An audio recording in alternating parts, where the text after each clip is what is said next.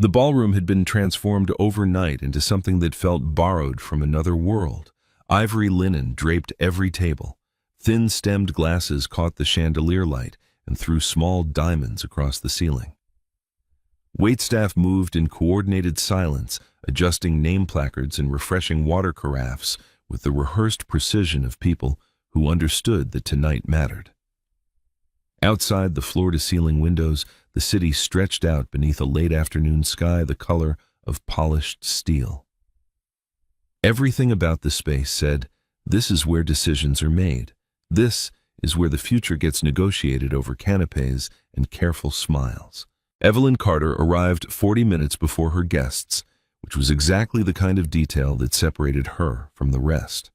She was 35 with dark hair pinned cleanly behind her ears and a charcoal blazer that had cost more than most people's monthly rent. She had built North Axis Technologies from a 3-person startup into an international enterprise in just under a decade, and she had done it without softening her edges for anyone. She walked with the quiet authority of someone who had already decided how the room would go before she entered it. Her assistant Marcus trailed half a step behind, reading from a tablet and updating her on the arrival sequence of each delegation, Japanese first, then German, then French, then the combined Latin American partners, and finally the Koreans, who were always precisely on time and expected the same courtesy in return. Evelyn nodded at each update without looking away from the room she was already assessing, already arranging in her mind. The event was a milestone. North Axis had spent 18 months building toward this moment, a formal partnership summit with 7 international delegations representing deals worth hundreds of millions of dollars. There were translators stationed at key points, all of them briefed and pressed and slightly anxious. The catering manager had confirmed the dietary restrictions 4 separate times. The AV team had tested the presentation slides until the clicker felt worn smooth. Everyone who worked for North Axis understood, through some unspoken but very clear organizational frequency, that tonight was not the night for mistakes. Evelyn had not become what she was by tolerating them. By the time the first guests began to arrive, the lobby had been converted into a receiving corridor, and the logistics team was working in the background with the kind of invisible efficiency that expensive events require. They moved through service corridors, managed freight elevators, and communicated in shorthand over earpieces. Among them, near the rear of the VIP hall, was a man carrying boxes. He was not remarkable at first glance, a little over average height, wearing a faded blue Oxford shirt with the sleeves rolled to the elbows, a pair of scuffed work boots and canvas gloves tucked into his back pocket. He moved with unhurried steadiness, lifting and setting down heavy crates with the economy of motion that belongs to people who have been doing physical work long enough to stop fighting it. His name was Daniel Brooks. He was 36 years old. He had been hired through a temp logistics agency 3 days prior, and tonight was his second shift at the venue. Nobody on the permanent staff knew much about him. He had not volunteered information, and no one had asked. He kept to himself in the easy, non-threatening way of a person who simply did not require much from the world around him. During the setup break, a younger logistics worker had run out of water, and Daniel had quietly handed over his own bottle without being asked, then gone back to moving inventory without waiting for thanks.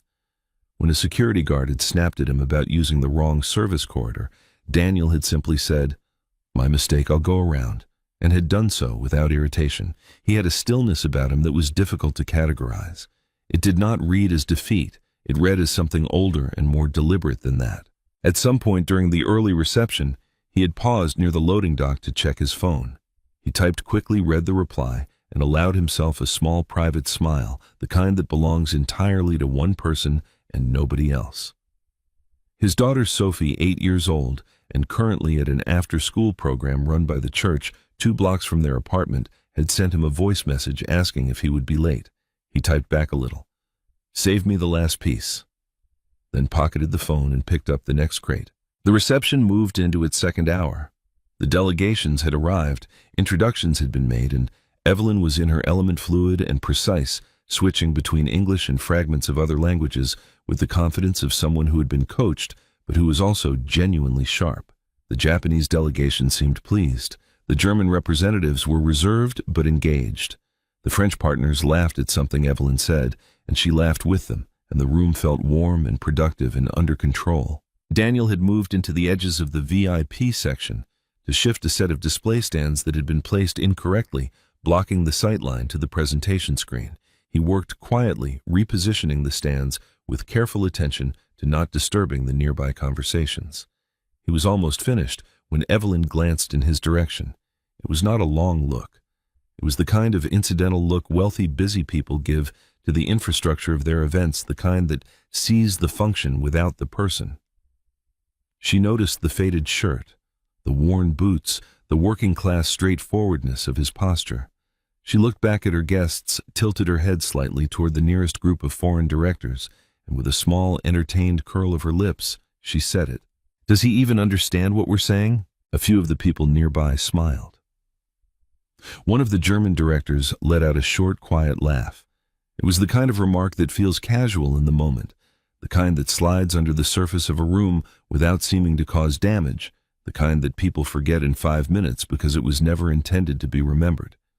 It was also the kind of remark that lands differently on the person it was aimed at. Daniel went still, not tensed, not flushed, still the way a person goes still when they are deciding something.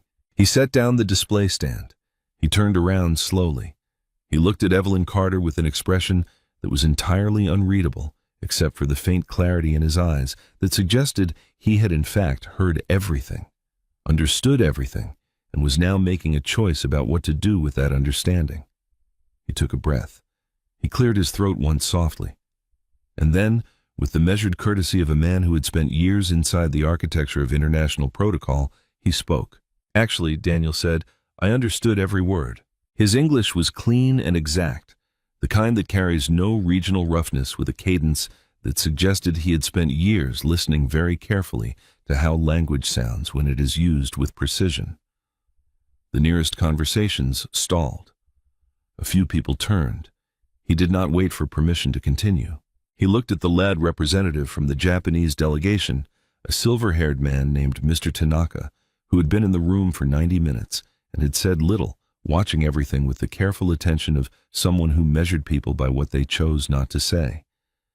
Daniel addressed him directly in Japanese, not tourist Japanese, not phrasebook Japanese.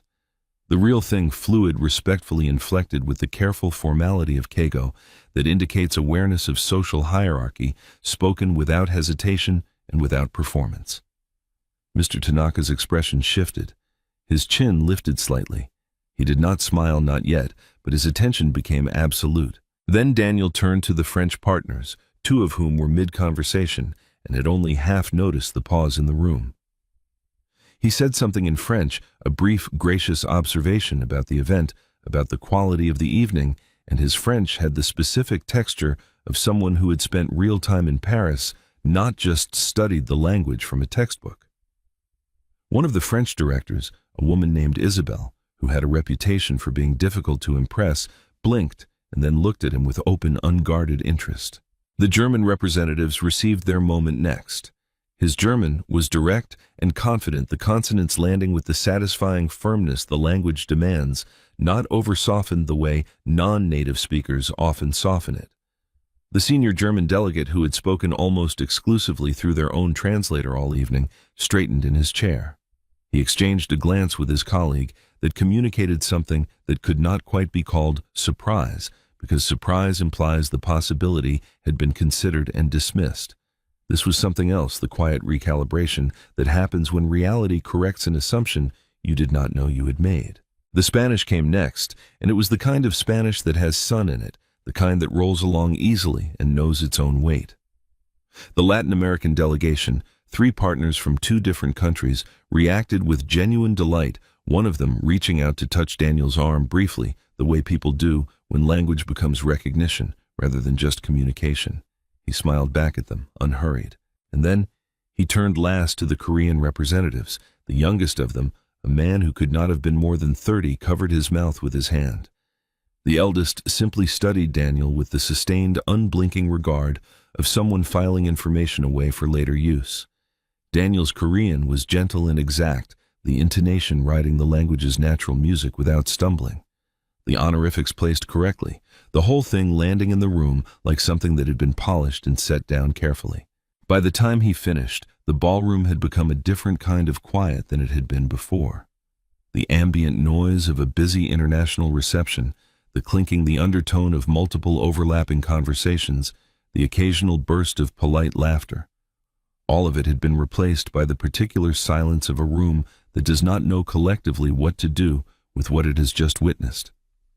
People were looking at Daniel, not at Evelyn, not at the display behind the podium. At the man in the faded Oxford shirt who had just addressed 7 international delegations in their own languages without raising his voice or adjusting his posture. Evelyn Carter had not moved. The expression that had been on her face, that small, confident, entertained expression, was gone. In its place was something harder to name. Not embarrassment exactly. Not yet. Something closer to the moment before embarrassment, the split second when a person realizes the ground has shifted and they have not yet processed what that means. Mr. Tanaka was the first to speak. He addressed Daniel directly in Japanese, a question short and interested. Daniel answered. Then one of the French partners leaned forward and said something, and Daniel responded in French, and the conversation that followed was not directed at Evelyn. It was directed at Daniel. The room had reorganized itself around a new gravitational point without anyone giving an order for it to do so. One of the German directors, with the blunt directness that is both a cultural trait and a personal characteristic, looked at Daniel with undisguised curiosity and asked in English the question that was sitting in every person's mind by this point. "Why are you working here?" Daniel looked at him for a moment. There was something in the pause that was not evasion. It was more like consideration, the way a person weighs which version of a long answer is worth giving. He settled on the shortest true one. "Life changes," he said. He smiled briefly. Then he picked up the display stand, completed the adjustment he had been making when all of this started, and returned to work. Evelyn spent the next 40 minutes on the outside of her own event. She said the right things. She smiled in the right places. She moved through the room with all the practiced grace that a decade of high-stakes professional performance had built into her muscle memory. But she was not present the way she had been before. Part of her attention had stayed behind in that moment, turning it over, examining it from different angles, unable to put it down. The French director Isabelle had stopped her near the dessert table and asked with the kind of directness that the French reserve for things they genuinely mean whether the man in the logistics team was a regular part of her staff. Evelyn had said something vague and moved on. The German senior delegate had mentioned Daniel twice in passing, both times with the same quality of understated admiration. Even Mr. Tanaka, who had barely spoken 10 words in English all evening, had sought out Marcus at the end of the night and asked in Japanese for Daniel's professional contact. She had been making a joke, a small one, the kind that powerful people sometimes make in closed rooms because the hierarchy of the space makes it feel safe. She had not thought of it as cruelty. She had not thought of it much at all. But now she was thinking about it, and the thinking was uncomfortable. She had spent years cultivating an image of precision and cultural sophistication, the CEO who could navigate Tokyo and Berlin and Paris with equal ease, who was always the most capable person in the room. And then a man carrying boxes had stepped into her event, and in the space of 3 minutes demonstrated a fluency she had claimed for herself but had never possessed in quite the same way. It was not professional humiliation. It was something more personal and more difficult to name. The atmosphere inside the ballroom had not fully recovered its original shape. There was a different quality to the conversations, now looser, warmer, more genuinely curious, and Evelyn noticed with a clarity she would rather not have had that this quality had entered the room when Daniel had spoken and had not left when he returned to work. Rooms remember the people who change them even briefly. Before the reception ended, she pulled Marcus aside and told him quietly and without explanation that she needed the personnel file for the temp logistics worker who had been on the VIP floor that evening. The man in the blue shirt. She wanted to know who he was. Marcus nodded and disappeared to make it happen. Daniel, meanwhile, finished his shift at 9:10. He signed out on the temp sheet, folded his canvas gloves into his back pocket, and walked out through the service exit onto a side street that smelled of exhaust and something faintly like rain. He checked his phone again. Sophie had sent a second message, this one, a photograph of a spelling test with a small gold star sticker in the upper right corner. He stopped walking. He looked at the photograph for a long time. Then he typed, "That's my girl. I'm on my way." He took the bus rather than the subway because it was cheaper and because the route went past the church community center where Sophie had her program, and picking her up from there rather than from the after-school care meant she would not have to wait outside in the cooling evening air. Sophie was standing by the side entrance when he arrived, backpack straps on both shoulders, hair slightly undone from whatever it had been in that morning, eating the last of a graham cracker with focused seriousness. When she saw him, she dropped the cracker, which she would normally not have done because she did not believe in wasting food, and ran to him. He caught her and lifted her up and held her the way he always held her, like she was both the lightest thing and the most important thing at the same time. They stopped at the grocery on the way home. He bought what was on sale, a packet of pasta, a can of crushed tomatoes, a small bunch of wilting basil that the produce manager had marked down to almost nothing. He also bought from the bakery clearance shelf 2 small lemon tarts in a clamshell container, the kind that had been made fresh that morning and not sold by closing. Sophie held the container the entire walk home very carefully with both hands. "Sorry I was late," he said. "You weren't that late," she said generously. He made dinner, and she told him about her day in the rambling, associative way of 8-year-olds moving from the spelling test to a disagreement about whose turn it was on the playground, swings to a theory she had developed about why the school librarian always smelled like peppermints, which was either candy or medicine, and she had not yet decided which. He listened to all of it. He asked follow-up questions. By the time the pasta was ready, the kitchen smelled of garlic and basil and the particular warmth that a small apartment develops when 2 people are comfortable inside it. Evelyn's message came through to Marcus at 11:47 that night. He had managed to pull together what existed a partial employment history, the temp agency intake form, a few fragments from publicly available sources. He sent it to her phone with a brief note preliminary, only more tomorrow. She read it in bed in the dark, the screen the only light in her penthouse apartment. The intake form listed standard information, name, emergency contact work eligibility. The employment history was the part that gave her pause. It was not long, it was not dense, but sitting at the top in the box marked most recent relevant experience were 3 words. Former international interpreter. Evelyn set the phone face down on the sheet beside her. She stared at the ceiling for a while. Outside, 30 stories up the city, made its indifferent nighttime noise. She had not felt this kind of stillness in herself for a long time. It was not comfortable. It was the stillness of a person who has realized suddenly and without warning that they may have made a significant error, not a logistical one, not a professional one, but the kind that tells you something about who you are. She turned the phone face up again and read the 3 words once more. Former international interpreter. She closed her eyes. The full file arrived by morning, assembled through a combination of professional records, archived conference programs, and 1 brief mention in a trade journal from 6 years prior. Marcus laid it on her desk without comment, which was how Evelyn preferred to receive information she had not specifically requested to be contextualized. She read it alone with her office door closed and her coffee going cold on the corner of the desk. Daniel Brooks had spent 11 years as a senior conference interpreter, working at the highest levels of international diplomacy and multinational business. He had been contracted by organizations whose names carried weight: global economic forums, multi-nation peace negotiations, pharmaceutical summits that set policy for entire continents.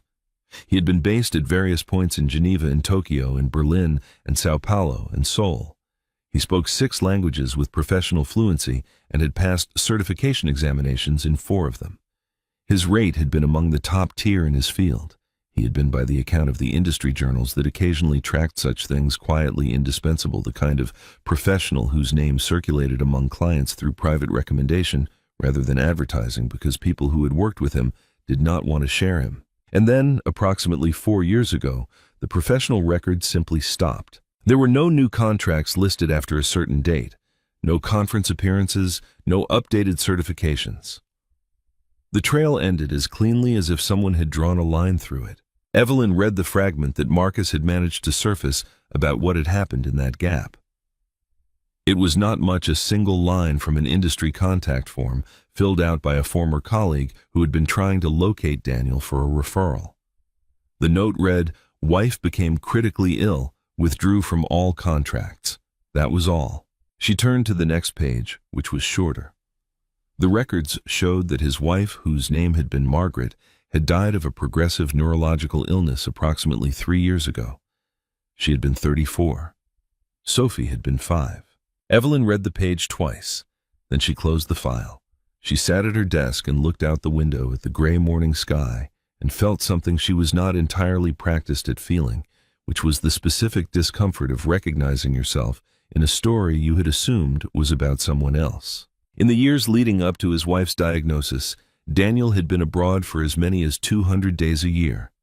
He had navigated the inside of the world's most important rooms and translated not just language but meaning, not just words, but intent, sitting inside the delicate machinery of human negotiation where one misplaced syllable could alter a treaty or collapse a deal. He had been exceptional at it. He had been compensated exceptionally for it. And then Margaret had gotten sick, and he had come home, and he had stayed home, and he had sold the car and the city apartment and moved himself and his wife to a quieter place where the cost of living was manageable and the rhythms were slower, and he had spent the next 2 years being present for her in the way that the work had never allowed him to be before. After she died, he did not return to the international circuit. He had received offers. Marcus had found a reference to this in an archived message thread, another interpreter who had tried to bring him back into a major conference rotation. He had declined. The contact form note read, "Declined all international offers after wife's death." Evelyn put the file in her desk drawer and locked it. She poured the cold coffee into the sink and stood at her kitchen window for a few minutes, watching a pigeon navigate the ledge outside. She thought about the remark she had made. She thought about how small it had seemed in the moment. She thought about the look on Daniel's face, not wounded, not angry, but possessed of a patience so settled and so complete that it could only have been built over years of carrying something heavy without setting it down. She thought about what it meant to have been through what he had been through, and to still hold a door open for a stranger, to still hand your water bottle to a coworker who was thirsty, to still check on your daughter between shifts. She made a decision before she finished standing at the window. It took her 2 days to find out where he lived. She did not send Marcus. She went herself, which was the kind of thing she did not typically do, and which she recognized even as she was doing it as significant. The neighborhood was on the west side of the city, past the point where the streets start to look more practical than decorative apartment buildings with intercoms and window unit air conditioners and small parking lots rather than parking structures. The building Daniel lived in was clean but unassuming, a 5-story walk-up with a buzzer panel and a single potted plant on the front step that someone had recently watered. Evelyn stood on the sidewalk outside for a moment before going in. She was wearing jeans and a plain coat, having made the deliberate choice to not arrive in the clothes she wore to work, because she understood, at least intellectually, that the version of her he had encountered first was not the version she wanted to lead with now. She was nearly at this front door when she glanced through the ground floor window to her left. The blinds were half open. Inside, at a small round table lit by a lamp with a slightly crooked shade, she could see Daniel sitting across from his daughter. Sophie had a worksheet in front of her and a pencil in her hand, and she was saying something with great seriousness, her small face pulled into an expression of concentration that was, despite everything, quite funny. Daniel was watching her with his head tilted slightly, and he was smiling, not the brief, polite smile he had given the German director after the 6th-language moment, but a real one, loose and unguarded, the kind that people wear when they are entirely at ease. He reached over and pointed at something on the worksheet, and Sophie looked at it, looked at him, and then laughed at whatever he had said.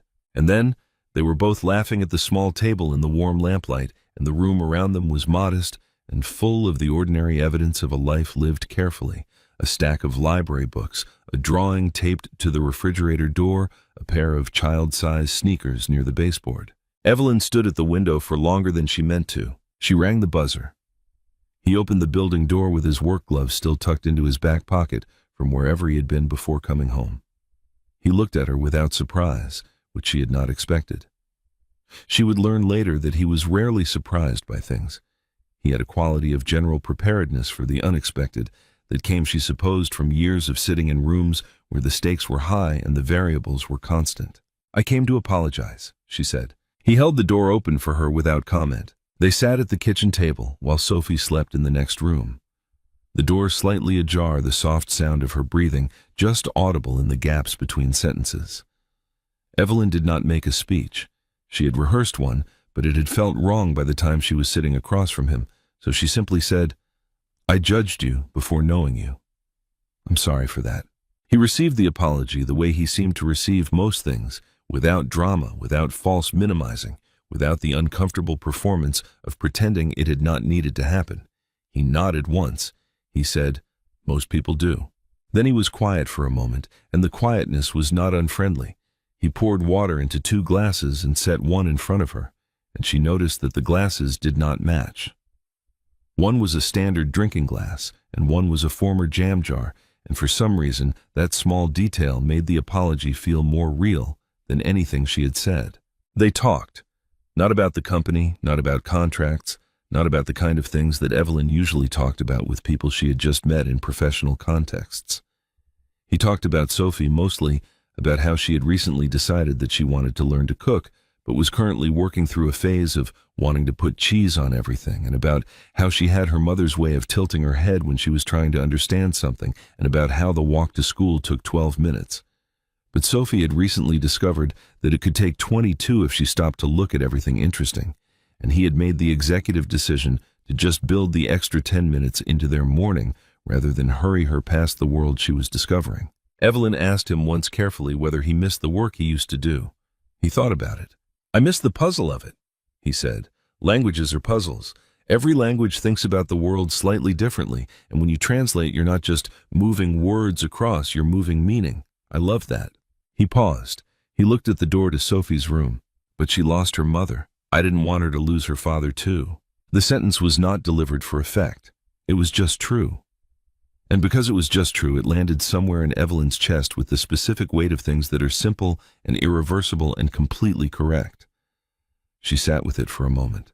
When she stood to leave, she saw through the half-open bedroom door that Sophie had shifted in her sleep and was now curled on her side with one arm extended, her small hand resting on the edge of the mattress. Daniel walked Evelyn to the building door, and they stood on the front step in the cool evening air, and she looked back once through the lobby window before walking toward the street. She did not say anything else. There was not, she felt, anything else that needed to be said. The weeks that followed were quiet ones for Evelyn, in the way that weeks are sometimes quiet after something inside has shifted. She went to work. She ran meetings. She made decisions. But she found herself in the gaps between tasks, noticing things she had not paid attention to before. The woman who cleaned the executive bathrooms every evening at 6, who had a phone case with a photo of a teenage girl taped inside the clear back panel. The man in the mailroom who hummed while he sorted packages, not loudly, just to himself, a continuous low note that implied contentment with the work. The security guard who had been at the front desk for 6 years and whose name she had never learned. She learned it. His name was Oscar. He had grown up in the same city as her and had been a competitive swimmer in his 20s. She was not transforming dramatically. She was not rewriting her personality. She was just paying attention differently, and she was honest enough with herself to recognize that this was a change, and that the change had a source. Daniel had become, without seeking, to a kind of mirror, not because he had lectured her or corrected her or made her feel small. He had done none of those things. But because the fact of who he was, held up against the assumptions she had made about him, created a gap that was impossible to close without examining what had caused it. She had looked at a man in worn clothes doing manual labor and had seen a category, not a person, and the category had been wrong in every dimension that mattered. She thought about this in the particular way she thought about problems she could not solve through competence alone, sideways, partially returning to it in moments when she was doing something else. She thought about how her own success had come to function as a kind of shorthand for human value, not just her own, but everyone's. She had been measuring people by the efficiency of their presentation, by what they signaled about ambition and achievement and positioning in the order of things. She had been She now understood confusing the costume for the person wearing it. A few weeks after her visit to his apartment, the North Axis deal with the Japanese consortium hit a serious obstacle. The lead interpreter assigned to the contract negotiation, a professional with solid credentials and a good track record, had made an error. Not a malicious one, a cultural one. He had translated a term that in Japanese business context carried a specific implication of ongoing obligation, rendering it instead as a simple acknowledgement of receipt. The Japanese delegation read the translated version of the contract draft and understood something entirely different from what North Axis had intended to offer. By the time anyone registered the discrepancy, the mood in the room had cooled significantly. The senior Japanese representative had gone quiet in the precise way that suggested he had made a decision and was waiting for someone to give him a reason to unmake it. The interpreter, flustered and aware that something had gone wrong, was making it worse by over-explaining. Evelyn was 3 floors up when Marcus reached her. She came down immediately. The conference room had the quality of a controlled situation that was not quite controlling anymore. Too many people talking at once, the interpreter growing more apologetic and therefore more confusing, the Japanese delegation growing more politely distant with each passing minute. Daniel was in the building. He had been contracted for a second temp shift delivering materials to a different floor, and one of the Japanese delegates, the younger man who had been at the reception, the one who had covered his mouth in astonishment, had recognized him in the hallway and had said something that drew the attention of the delegation head. By the time Evelyn entered the conference room, Daniel was already there. She did not know how it had happened exactly. She did not need to. What she saw was this Daniel standing at the far end of the conference table, canvas gloves folded into his back pocket, as always, speaking quietly to the Japanese delegation head in a manner so unhurried and specific that the room had already begun to recalibrate around him. He was not performing competence. He was not being impressive for the sake of being impressive. He was solving a problem methodically with the exact right tools, not just the language, but the cultural architecture that lives beneath the language. The understanding of what is said and what is implied and what must be handled with care, because it touches something larger than the immediate conversation. He identified the mistranslation. He clarified the intent. He framed the correction in a way that gave the Japanese delegation space to receive it without loss of face, which was not a small thing. He did this in perhaps 14 minutes. At the end of those 14 minutes, the delegation head nodded, slowly, said something to his colleagues, and reached across the table to shake the hand of North Axis's lead contract officer, a handshake that in that context meant the deal was still alive. The room let out its breath. The senior German delegate who had been present as an observer and had watched the whole sequence with focused attention said quietly to no one in particular and everyone at once, "Your company is lucky to know him." Evelyn looked at Daniel. He was already moving toward the door unhurried, as if he had simply stopped briefly on the way to where he was already going. She said his name. He stopped and turned. She did not have a full sentence ready.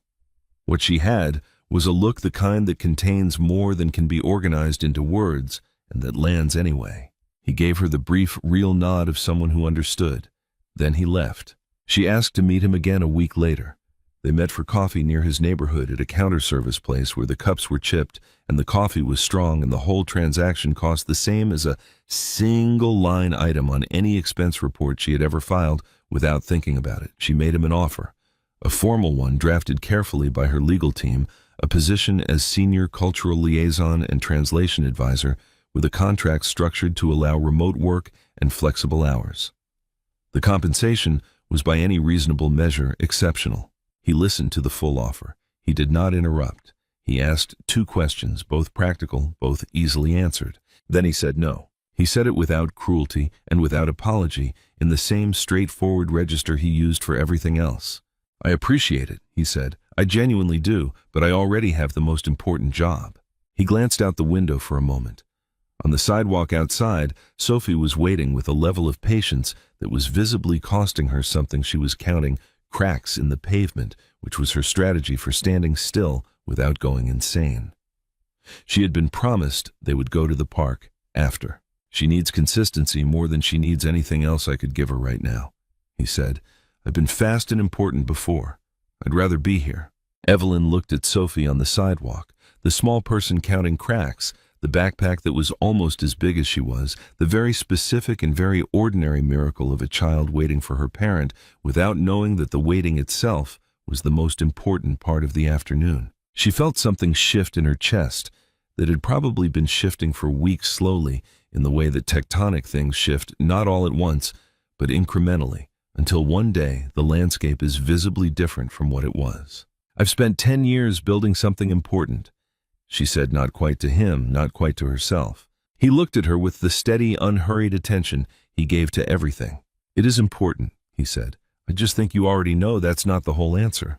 He said it gently, without judgment, in the same tone he used when he was translating something difficult, with care for the meaning and respect for the person receiving it. She sat with it. Outside, Sophie had run out of cracks and was now doing something with her shoelace. Before he stood to leave, Daniel said something she had not expected. He said that he wanted to thank her. She looked at him. He told her simply that the evening at the event, the moment she had made the remark, the moment he had answered, had reminded him of something. He had been carrying his languages around with him for 3 years, like a private archive that belonged to a different version of himself. He had not used them, not really, not the way they were meant to be used. And something about that evening, he said, had cracked the storage open slightly. He had started doing translation work again, part-time, online, occasional. Nothing that took him away from Sophie, but enough to remember that the thing he had loved was still inside him and still had value. He said, "You reminded me of that without meaning to." She did not know what to say to this, which was unusual for her. She settled for, "I'm glad something useful came out of it." He smiled at that, the loose, real one that she had seen through the window of his apartment that first evening. Then he got up, dropped a folded bill on the counter for both coffees, and walked out to where Sophie was waiting. She grabbed his hand the moment he pushed through the door, already talking, already reporting the afternoon, already beginning. Evelyn sat at the counter for another few minutes. She finished her coffee. She watched them walk away down the sidewalk until they turned the corner and were gone. In the months that followed, North Axis changed in ways that would be difficult to attribute to any single cause, because genuine organizational change rarely has a single cause. But there were decisions that Evelyn made, and those decisions had a direction. She commissioned a full internal review of compensation across all staffing levels, including contract and temporary workers. She restructured the internal training program to remove the invisible ceiling that had historically made advancement in the operational and logistics divisions more difficult than advancement in the corporate and executive track. She established a recognition process, not ceremonial, not performative, but practical for employees who demonstrated excellence in areas that were not typically measured by the metrics the company used to evaluate success. She also, after sitting with it for a long time, quietly discontinued the practice of using humor at the expense of people who weren't present enough to respond. She did not make an announcement about this. She simply stopped. She began asking questions she had never thought to ask before, about backgrounds, about what people had done before they arrived at North Axis, about the lives that existed outside of the roles that were listed on their badges. Some of her executives found this shift slightly unnerving. A few found it welcome. One of her senior directors, a woman who had been with the company for 7 years and who had never been asked about anything outside of her quarterly targets, cried briefly in her office after a conversation that had lasted 11 minutes and had been about nothing more complicated than what she hoped to do when she eventually retired. It had been, she told a colleague later, the first time in years she had felt seen at work. Evelyn did not describe what she was doing in those terms. She would not have used the word transformation because she distrusted it. She simply moved through her days with a slightly different quality of attention, and over time, that quality accumulated into something that had weight and texture and consequence. Daniel continued his life in the manner that was his steady, deliberate, organized around his daughter's hours. He took occasional translation contracts, the kind that could be done from the table in his kitchen, while Sophie did her homework across from him. He cooked dinner most nights.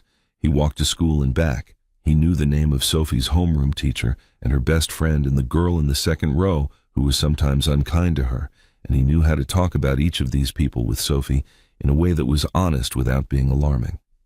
On weekends they went to the park or to the library, or occasionally to the small natural history museum, 3 subway stops away, where Sophie had decided she was most interested in the fossil invertebrates, which she could not quite pronounce correctly but felt very strongly about. He had started teaching her a few words of French on the walk to school, just small things, the names of animals, simple greetings. The phrase for "I am happy" and the phrase for "it's raining" and the phrase for "let's go home." She had a good ear. She repeated things back with an accent that made him smile every single time. Spring came, and with it the annual school presentation evening. Parents filed into the gymnasium, which had been decorated with construction paper banners in seasonal colors, and the students performed and recited and displayed their work with the concentrated seriousness of people who understand that this is for an audience. Sophie's class had been asked to share something that they loved about their families. Sophie stood at the front of the room in a dress she had chosen herself, yellow with small white buttons and a pair of braids that Daniel had done that morning with more patience than skill, and she held the edge of her paper in both hands and spoke clearly into the room. "My dad can speak many languages," she said. "He taught himself most of them, and he worked really hard to learn them. He knows what things mean in Japanese and French and German and Spanish and Korean and English." She paused. She looked out at the audience with the measuring gaze of a child who knows something important is coming next. "But the language he speaks best," she said, "is love." The gymnasium made the sound that large rooms of people make when something has landed completely and truly. At the back of the gymnasium, near the double doors, a woman in a plain dark coat stood very still. She had not told anyone she was coming. She had found the date in a community newsletter that one of her operations managers had left on a break room table, and she had almost not come, and then she had come, and now she was standing at the back of Sophie Brooks's school gymnasium, watching a small girl in a yellow dress say the truest thing Evelyn had heard in years. Daniel was in the third row, second seat from the left. Evelyn could see the back of his head and the particular quality of attention he directed at his daughter, the kind of attention that is so total it is almost visible, like a physical thing, a connection between two people that has been tested and did not break. He did not know she was there. She did not make herself known. She watched Sophie return to her seat and climb into her chair and lean against her father's shoulder, and she watched Daniel put his arm around her without looking away from the next child, who was already beginning to speak, and she stood very still in the back of the warm gymnasium and felt something in herself that she had not felt in a long time, something that was not ambition and not satisfaction and not the particular validation that comes from professional success, something quieter and more elemental than all of those things. She had once stood in a beautiful room and looked at a man in a worn shirt and wondered with a smile whether he understood the language being spoken around him.